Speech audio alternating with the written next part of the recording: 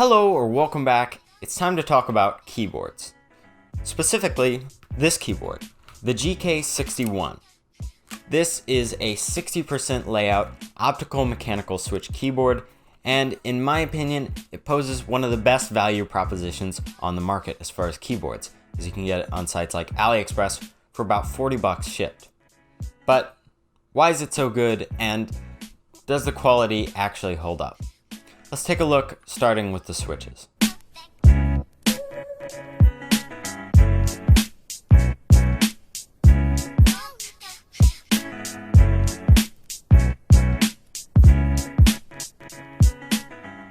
So this keyboard, or at least this model, is equipped with optical gate-around switches. That means instead of shorting a pin directly, it uses a laser and a sensor. The laser goes through this gap in the switch and it hits the sensor. And whenever the path of light is blocked, the sensor activates a key press.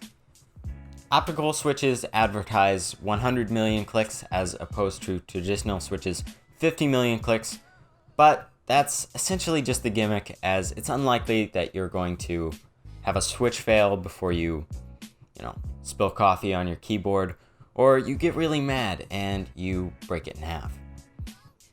Honestly, I've never seen a switch fail personally, and I don't really think that is something worth considering as far as value.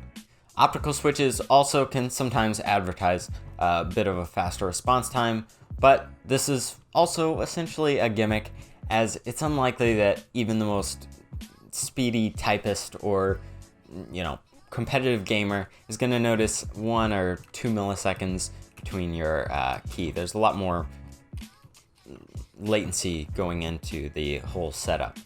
This keyboard can be bought in a variety of different switch variants, including blue, brown, red, and black, and these match up with the cherry key colorways, meaning that blue is clicky, brown is tactile, and red and black are linear.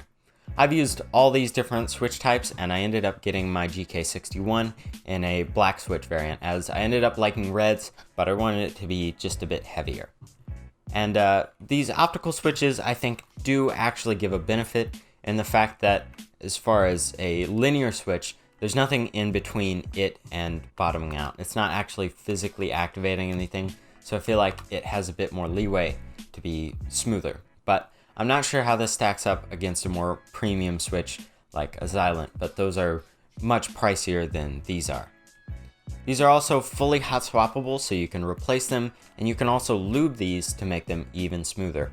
I actually plan on making a video soon where I build a custom casing out of like a 20-pound block of steel, but we'll see how that works out. I'm also going to lube these switches and replace the keycaps, so stay tuned for that. Let's talk about the keycaps and the overall build quality.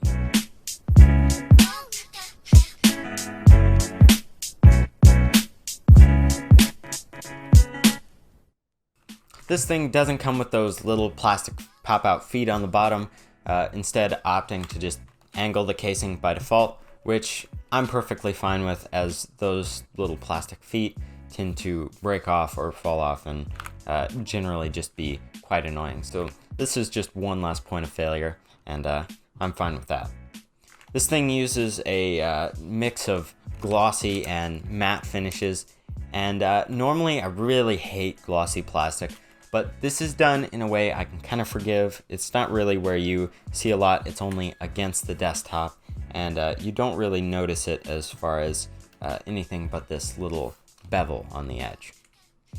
This also makes its way to the keycaps all around, and these keycaps are not amazing. The font is okay.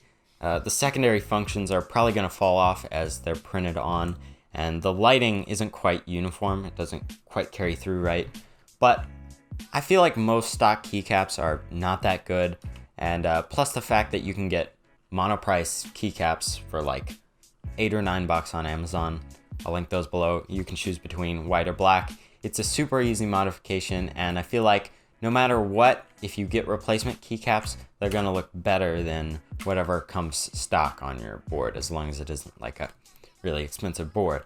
So I'm kind of okay with that compromise as far as these keycaps being not the best. this thing comes with an unexceptional braided USB-C cable, but what's really nice about that is this thing is, in fact, USB-C, so you can use any cable you want, and there's plenty of room here on the end so that no matter how bulky your cable connector is, it still works fine, which I'm very happy with. Let's move on to the lighting and the software. One of the things that makes this keyboard so good in my opinion is the solid platform, as this thing has a good PCB that can save lighting presets locally. This thing has good perky RGB lighting, and well, it comes with software too. I'm not going to tell you that this software that it comes with is intuitive. It's hard to even find. It's on some weird Chinese download page, and well, it's pretty hard to use, but it has a lot of presets on it, and if you just mess around with it, you can figure out how to load your desired effects. You can load it on, and then you can switch the keyboard offline, so you don't have to have that, sketchy software sitting on your PC. So that's pretty nice. I don't really think it's a big deal. I would not want to pay the premium for fancy software when realistically, I just want what I want on the board, and then I can just get rid of it and not worry about it again. And that's basically everything as far as this keyboard is concerned. It's just a really good balance of affordability and just a whack ton of features. So obviously you can get cheaper mechanical keyboards that have, less features to them, or you could get something much more expensive that has sort of the luxuries of really long warranty or some really nice, well-designed software. But this thing just has, modability and comes in at just a really good price for the features that it offers. So I'm going to be modding this thing up. I'm going to try my hand at some metalworking, building a custom casing, get some different keycaps, lube these switches. So if you want to see that and see how it turns out, then click the subscribe button down below, and I'll see you guys next time.